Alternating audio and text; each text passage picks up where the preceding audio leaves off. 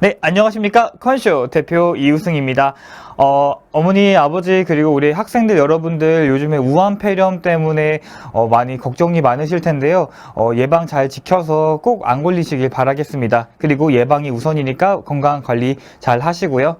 자, 그러면은 오늘 2022학년도와 2023학년도 학부모님들이 어떻게 준비하면 좋을지에 대해서 한번 이야기해 보도록 하겠습니다.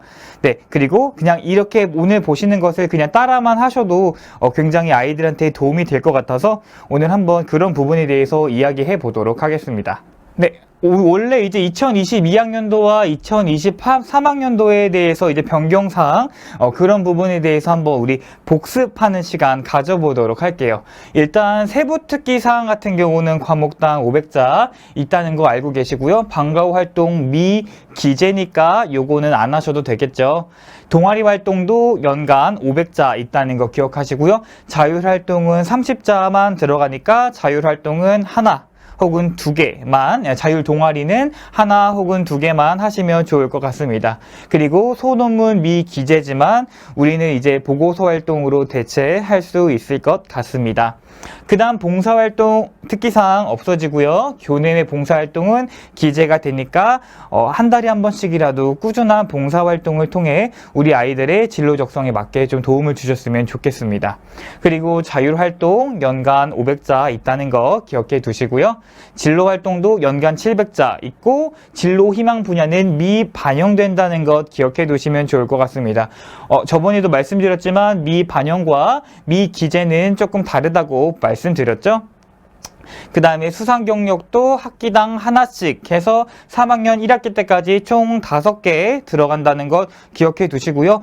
수상 경력을 통해서 우리 아이의 발전 가능성과 전공 적합성 부분에 도움이 될 수 있을 것 같습니다.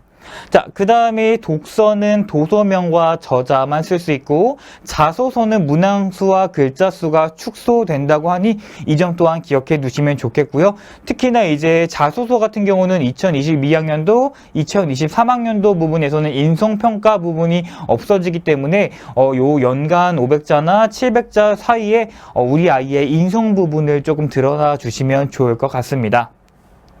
그리고 이제 추천서 폐지되고 수능은 이제 40%씩 점점 올라간다는 거 기억해 보시면 좋을 것 같습니다. 자, 그리고 이제 2월이 왔네요. 2월이 왔으면 우리의 어머니들은 이제 학원에 보내는 것 이외에 우리 아이들을 위해서 무엇을 하면 좋을까라고 생각하실 수 있겠는데요. 그 부분에 대해서 오늘 저와 함께 알아보도록 하겠습니다. 일단은 이제 포털 사이트에 들어가시게 되면은 이렇게 검색창이 뜰 겁니다. 검색창이 뜨면은 거기에다가 학교 알림이 이런 식으로 적어 주십시오. 적어 주시면은 요런 식으로 이제 사이트가 뜨게 되는데요. 이 학교 알림이에서 여기 맨 위에 부분에다가 이제 어머니의 이제 자녀들의 학교를 쓰는 겁니다. 예를 들어 컨쇼 고등학교 이렇게 쓰시게 되시면 이런 식으로 학교 검색이 나옵니다. 그래서 어디 학교에서 몇 명이고 학교 주소는 뭐고 나오는데 거기서 여기 잘 안 보이시겠지만 제가 한번 말씀드릴게요. 전체 항목 열람이라고 되어 있을 겁니다. 이 전체 항목 열람이라고 써져 있는 부분을 클릭 해주시면 되겠습니다. 클릭해 주시면은 이런 식으로 상당히 많은 뭐 학교 현황이라든지 뭐 과목 교원 현황이라든지 뭐 급식 현황, 뭐 교과별 학업 성취 사항이라든지 학교의 전반적인 부분에 대해서 다 보실 수가 있으세요. 그 중에서도 오늘은 여기 나와 있었던 학교 교육과정 편성, 그리고 운영 어떻게 할 건지, 그리고 평가는 어떻게 할 건지에 대해서 한번 이야기해 보도록 할게요. 학교 편람을 이렇게 열어보게 되면은 3월 달에는 무엇을 할 것인지, 그리고 4월 달에는 무엇을 할 것인지 이런 식으로 나오게 됩니다. 그럼 이제 어머니들이 이걸 보고 학교에서 이런 활동을 하는구나 라고 보시면 되겠습니다. 그럼 이 활동을 하고 여기서 만약에 뭐 반장 선거를 한대요. 동아리 조직을 하고 생명 존중 교육을 듣는다고 합니다. 이렇게 교육을 듣게 된다면 우리 아이와 저 아이와 또 다른 아이의 생활기록부가 아마 똑같아질 겁니다. 즉 복사 떠질 수 있다라는 말이 되겠죠. 그런데 그거 하자고 지금 우리가 이런 활동을 하는 건 아니지 않습니까? 그렇기 때문에 우리가 어떻게 해야 되는지 차근차근 하나씩 한번 알아보는 시간을 가져보도록 하겠습니다. 일단 3월 달에 들어가면은 3월 8일에 잘 안 보이시겠지만 제가 이제 편집할 때는 좀 크게 올려드리도록 하겠습니다. 3월 8일에는 반장 선거, 부반장 선거가 있네요. 그럼 우리 아이가 자신의 리더십과 소통 능력을 보여주기 위해서 반장과 부반장을 하면 좋겠죠. 그러면은 반장과 부반장을 해서 당선이 됐습니다. 당선이 되면은 이제 학교 선생님께서 이렇게 써주시겠죠. 반장 혹은 부반장 역할을 잘 수행하며 타인의 모범이 됨. 끝! 이렇게 써주실 겁니다. 이렇게 써주시면 우리나라에 있는 모든 반장과 모든 부반장이 똑같이 써질 텐데 그러면 우리 아이는 거기에와 똑같은 아이가 돼버리지 않습니까? 그렇기 때문에 이제 어떻게 해야 되는지 말씀드릴게요. 자, 반장 혹은 부반장이 되었습니다. 반장이라고 한다면 반의 장으로서 선생님과 조율을 할 것이고 우리 학생들과 또 조율을 하게 될 것입니다. 그럼 우리 아이만의 리더십과 우리 아이만의 소통 능력이 보일 텐데요. 그 소통 능력과 리더십이 모두 다 같지는 않습니다. 그렇기 때문에 과거에 있었던 소통 능력, 즉 과거의 조선시대 왕 혹은 현대 대통령이 하고 있는 그런 리더십은 어떤 차이가 있을까? 그리고 다른 학교에서 어떤 리더는 어떻게 하고 있을까? 이런 것들을 비교하고 분석해보고 그러면서 나의 리더십 방향성을 찾아가는 모습을 보고서를 통해 작성하거나 선생님께 어필한다면 좋은 리더십이 보여지지 않을까라고 생각이 됩니다. 네, 또한 마찬가지로 소통을 통해서 우리 아이가 친구들과 어떤 활동이 있으면 그 활동을 조율할 줄 아는 사람이 되면 좋겠죠. 근데 그냥 반장, 부반장만 한다고 해서 그렇게 선생님께서 써주지 않습니다. 자신의 활동을 통해서 지식을 확장하고 그러한 모습들을 반장, 부반장 선거 때 보여주고 그리고 추가적으로 나아가서 제가 반장을 하면서 우리 아이들과 토론하는 모습을 보여준다든지 혹은 선생님께 여쭤보면서 선생님, 저는 반장을 되고 싶은데 반장은 어떤 리더십이 필요할까요? 이러시면서 선생님과 이렇게 연계된 활동도 하면 매우 좋을 것 같다는 게 저의 생각입니다. 그렇기 때문에 반장, 부반장 선거 끝! 나 반장 됐다! 아싸! 가 아니라 반장, 부반장이 됐으면 요번에 우리는 어떤 리더십을 통해서 어떤 소통 능력을 통해서 우리 생활기록부에 잘 평가받을 수 있을까? 라고 생각하시고 활동하시는 게 좋겠습니다. 두 번째, 동아리 조직입니다. 아마 전공적 합성 부분을 따졌을 때도 그리고 뭐 학업 능력을 따졌을 때도 동아리 활동은 생활기록부에서 매우 중요한 영향을 차지하고 있는데요. 자, 동아리의 조직을 들어갔다고 하겠습니다. 그리고 2학년이거나 혹은 반장과 부반장을 해본 적이 없는 친구라면 이 동아리 활동 속에서도 자신의 리더십을 보일 수가 있겠습니다. 예를 들어 동아리 기장을 할 수 있겠죠. 자, 어머님들께서 그리고 우리 아이들께서 많이 물어봅니다. 저는 뭐 A라는 꿈을 가지고 있는데 정작 동아리는 B에 들어갔어요. 너 A는 왜 못 들어갔니? 라고 물어보니까 A에는 사람이 너무 많아서요. 상관없습니다. 만약에 우리 아이가 언론홍보학과라든지 신문방송학과에 들어가기 위해서 꼭 방송반 동아리에 들어가야 할 필요는 없습니다. 물론 좋겠지만 뭐 시사토론 동아리라든지 독서 토론 동아리라든지 아니면 논술 동아리라든지 이런 동아리들을 충분히 들어가서 우리 아이의 전공 학업과 적합성을 드러낼 수 있다는 거죠. 자, 그 다음 22일로 넘어가니까 생명존중 교육을 받는다고 합니다. 생명존중 교육을 받으니까 나는 문과 학생이니까 필요 없겠지? 그래 나 이제 안 해야지가 아니라 생명 존중 교육을 들었으면 문과 학생들 같은 경우는 자신이 생각하는 생명 존중의 교육은 어떤 것이 있고 과거에는 어떤 식으로 생명 존중을 했었는지 그리고 현재는 어떻게 생명 존중을 하고 있었는지 그 가치의 판단은 어떻게 하고 있는 건지 그런 것들을 과거와 현재와 비교 분석하는 것도 또 하나의 방법이 될 수 있겠습니다. 물론 간호사를 되길 희망하는 친구라든지 의대를 준비하는 친구 같은 경우는 생명 존중 교육을 받고서 마찬가지로 자신의 이제 전공 적합성을 드러낼 수 있는 보고서를 작성한다거나 그런 활동들을 많이 하면 좋을 것 같습니다.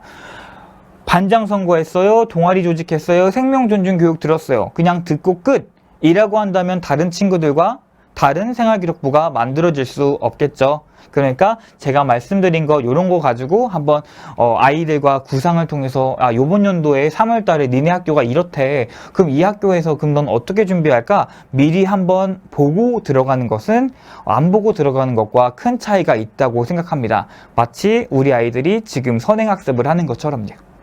선행학습을 하는 것처럼요. 자, 그리고 나서 이제 러시아 학생들이 학교에 내교를 한다고 합니다. 와, 그럼 난 이공계열이니까 러시아 학생 와봤자 너 러시아, 너 푸틴, 난 아니야. 이렇게 하는 게 아니라 러시아 학생들이 들어온다면 어문계열 친구들은 물어볼 수 있겠죠.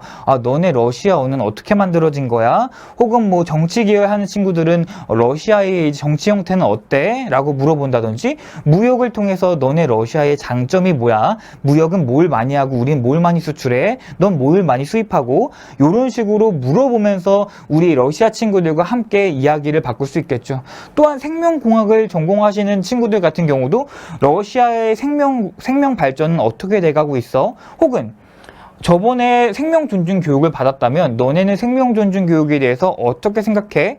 라고 이런 식으로 전에 했었던 활동들이 지금 하는 또 하나의 활동의 동기가 될 수 있으니까 이런 것들도 잘 파악해 주셔서 우리 아이가 전공에 대해서 어떻게 나눠질까? 이런 활동들이 있으면 우리 아이들은 이런 활동을 통해서 어떻게 자신의 전공을 발전시키고 지식을 어떻게 발전시킬 수 있을까? 라고 생각하고 준비한다면 좋은 생활기록부를 만들 수 있지 않을까라고 생각합니다. 자, 이제 발명품 경진대회가 있습니다. 발명품 경진대회가 있다는 것은 발명품 상을 받을 수 있는 경우가 될 수 있겠습니다. 이공계열 학생들이 많이 유리할 것으로 예상이 되는데요. 발명품 경진대회에서 만약에 자신이 기계공학과의 발명품을 경진대회에서 받고 싶습니다. 그러면은 우리 아이가 학교에 이제 장애인이 있다든지 몸이 불편한 친구를 위해서 어떤 글 쓸 수 있는 로봇을 만들었다든지 이런 식으로 발명품 경진대회를 통해서 우리 아이가 장애인 이해 교육도 받고 있구나, 혹은 몸이 불편한 친구를 위해서 자신의 인성이 뛰어나구나 라고 평가받을 수 있도록 인성 부분 같은 경우도 살짝 건드려 주시면 좋을 것 같습니다. 왜냐하면 여기 나와 있는 것처럼 자기소개서의 문항과 글자 수가 축소되기 때문에 이 축소되는 인성, 없어지는 인성 부분에 있어서 우리 아이가 이런 발명품 경진대회를 통해서 더 부각시킬 수 있으니까요. 저는 이렇게 만약에 준비를 하게 된다면 좋은 생활기록부가 만들어지지 않을까라고 생각이 됩니다. 그럼 이제 4월로 넘어가도록 하겠습니다. 자, 4월로 넘어가게 되면은 이제 이공계 학생들 말고도 이제 어문계열 학생들이 유리할 수 있는 독후감 대회가 있습니다. 그렇다고 이제 그렇다고 이공계열 학생들이 불리한 대회다는 아닙니다. 독후감을 자신의 진로에 맞춰서 생명공학이면은 생명공학에 맞춰서 요번에 최근 이슈가 되고 있는 우한 폐렴이라든지 그런 것들에 대해서도 조사해보고 그런 것들에 대해서 독후감을 쓰는 것도 좋은 방법이 되겠죠. 독서 능력과 그리고 문헌 자료 분석 능력을 집어낼 수 있는 대회라고 생각합니다. 상장 같은 경우에는 1학기당 하나니까 우리 아이가 발명품 경진대회에서 상을 받을 것인지 혹은 우리가 독후감 대회에서 상을 받을 것인지에 대해서 명백하게 분석을 하고 난 여기 힘을 조금 더 실겠어, 아니야 나는 발명품 경진대회에서 힘을 실겠어, 이런 식으로 잘 분할하고 파악해 주시면 좋을 것 같습니다. 자, 그 다음에 이제 안전사고 교육, 안전교육의 날입니다. 안전교육의 날이라고 하면은 우리가 이제 안전사고에 대한 이제 뭐 사행시를 짓는다든지, 뭐 표를 만든다든지, 포스터를 만든다든지, 이런 활동들도 할 수 있을 것 같습니다. 그런데 이제 안전사고 교육의 날에서 어떤 수업을 들었습니다. 수업을 듣고 땡! 이러면 이제 자율활동 시간에 그냥 안전사고에 대한 경각심을 일깨워줘서 우리 아이는 뭐 어떤 장점을 발휘하게 됨, 이렇게 써질 텐데요. 그러지 말고 전기공학자를 가고 싶은 친구라든지 기계공학을 가지고 가고 싶은 사람이라든지 뭐 다른 행정이나 소방 여러 분야에서 안전은 필수이기 때문에 안전에 대한 안전사고에 관한 활동들을 추가적으로 했으면 좋겠습니다. 예를 들어 뭐 기계를 만지는 친구들이 있다면 안전사고에 대해서 어떻게 대응할 것인가, 혹은 과거에 있었던 이제 기계적 사고, 그리고 현재 있었던 기계적 사고에 대해서 비교 분석하고 앞으로 4차 산업을 이끌 기계에는 이러한 안전장치가 꼭 필요해 라는 것, 그런 것도 알 수 있겠고요. 혹은 뭐 자동차 요즘에 뭐 안전에 관련된 옵션들이 상당히 많이 되어 있습니다. 뭐 후측방 경보 시스템이라든지, 뭐 옆에 차가 오면은 막 삐비빅 거리는 거라든지, 그런 활동들을 조금 추가적으로 해서 안전교육의 날에 수업을 듣고, 아 선생님, 저 안전교육에 대해서 이런 수업을 들었는데요, 제가 지금 원하는 진로가 이런 거예요. 그래서 이런 활동에 대해서 제가 한번 보고서를 작성해 보았는데 한번 보셔도 되겠습니까? 라고 이렇게 낸다면 선생님들이 싫어하진 않으시겠죠. 그 다음 과학동아리 캠프도 마찬가지입니다. 과학동아리 캠프도 이공계열 학생들에게도 많이 도움이 되겠죠.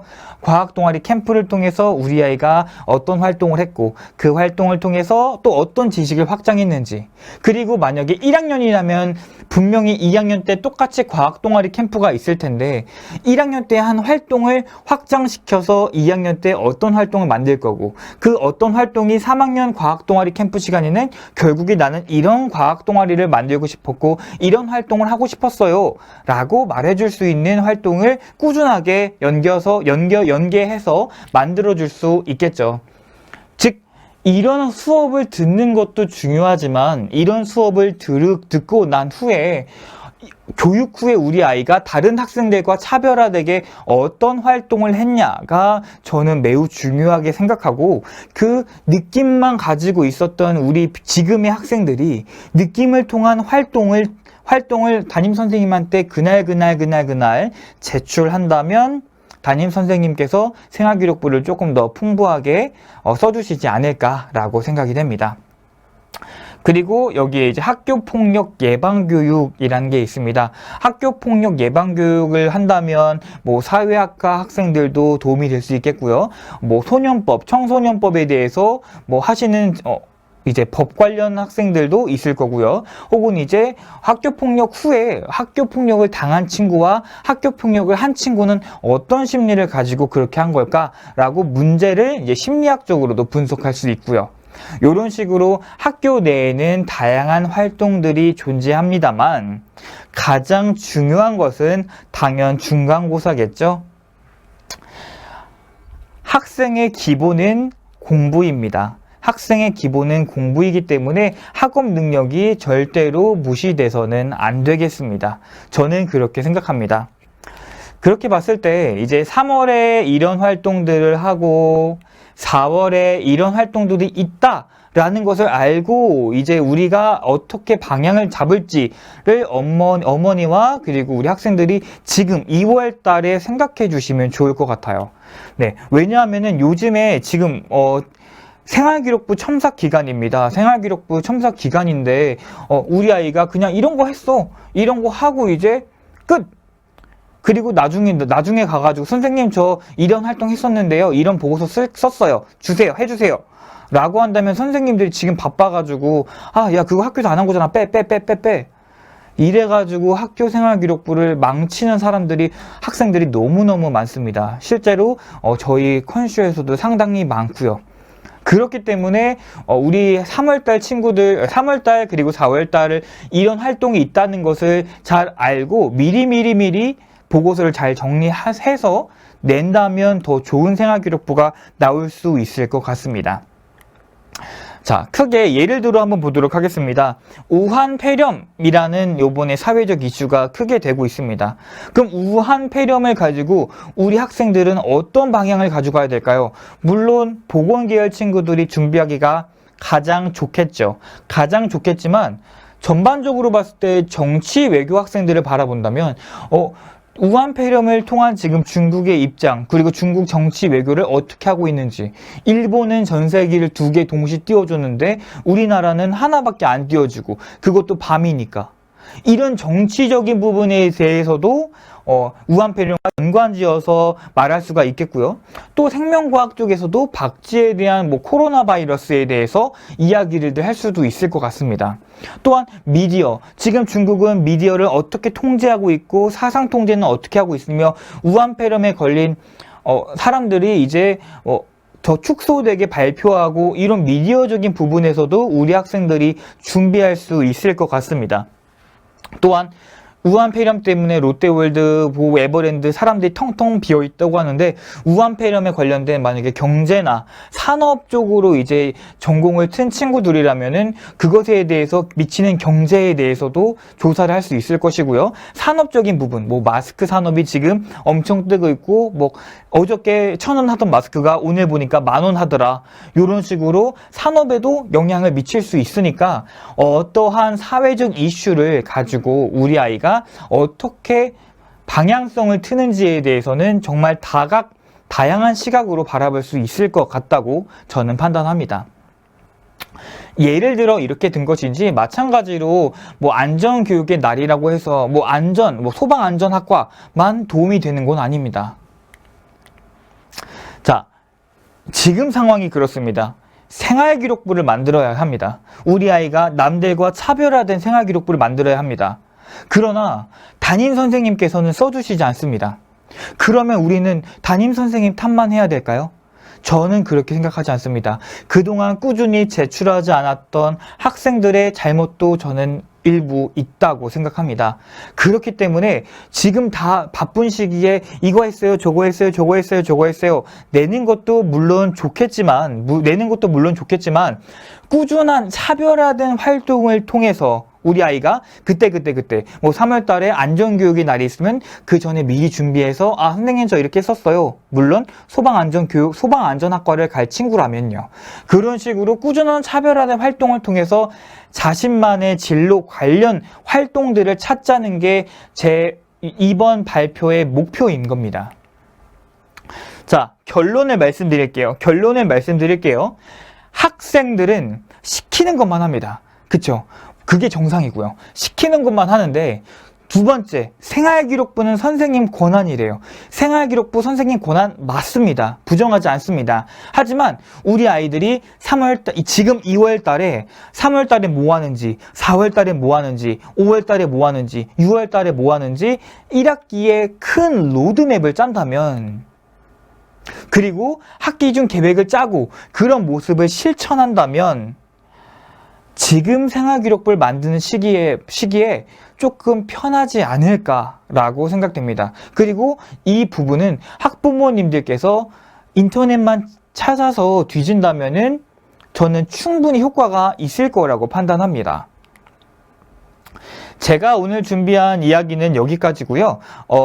우리 아이들이 지금 생활기록부 때문에 많이 힘들어하는 모습을 조금 덜어드리고 싶고, 학부모님들께서도 제가 해줄 수 있는 게 별로 없어서 이렇게 컨설팅만 신청하는 것도 물론 좋지만, 이제 고등학교 1학년과 고등학교 2학년을 준비하는 친구들이라면 학교 알림이 사이트에 들어가서 우리 학교가 뭘 하는지, 뭘 배우고 평가는 어떻게 하는지에 대해서 한 번쯤은 알아보시고 준비하셨으면 좋겠다는 게 오늘 저의 목적이었습니다. 지금까지 컨쇼 대표 이우승 이야기를 들어주셔서 고맙습니다.